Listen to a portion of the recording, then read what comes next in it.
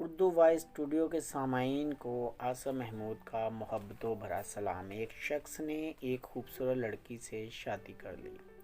وہ اپنی بیوی سے بہت محبت کرتا تھا، لیکن کچھ عرصے بعد اس لڑکی کو ایک جلدی بیماری لگ گئی، جس کی وجہ سے اس کی خوبصورتی دن بدن کم ہوتی چلی گئی۔ ایک دن اس کا شوہر کسی کام کے سلسلے میں شہر سے باہر گیا اور اس کو ایک حادثہ پیش آ گیا۔ اس حادثے میں اس کی دونوں آنکھیں جاتی رہیں۔ وقت گزرنے کے ساتھ ساتھ اس کی بیوی کی خوبصورتی بھی دن بدن کم ہوتی چلی گئی، لیکن اندھے آدمی کو اس بات کا علم نہیں تھا۔ دونوں کی زندگی پہلے کی طرح ہنستے مسکراتے گزر رہی تھی۔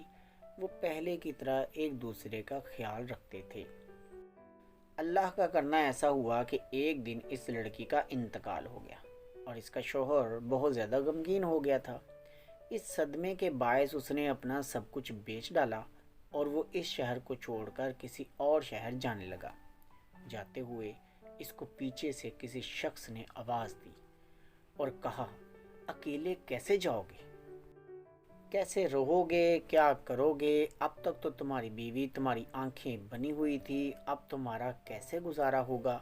اس شخص نے جواب دیا، میں اندھا نہیں تھا، لیکن میں اسے ایسے دکھا رہا تھا جیسے میں اندھا ہوں، کیونکہ اگر میں اسے یہ بتا دیتا کہ میں دیکھ سکتا ہوں تو یہ احساس اسے بیماری سے زیادہ تکلیف دیتا، اور میں اسے تکلیف میں نہیں دیکھ سکتا تھا، اس لیے میں نے اندھے ہونے کا ڈرامہ کیا۔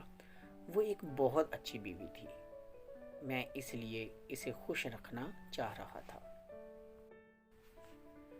تو پیارے دوستو، اگر آپ نے ہمارا channel Urdu voice studio subscribe نہیں کیا تو کر لیں، تاکہ آپ کو اچھی انفارمیٹو ویڈیوز ملتی رہیں۔ شکریہ، اپنا بہت خیال رکھیے گا۔ اللہ حافظ۔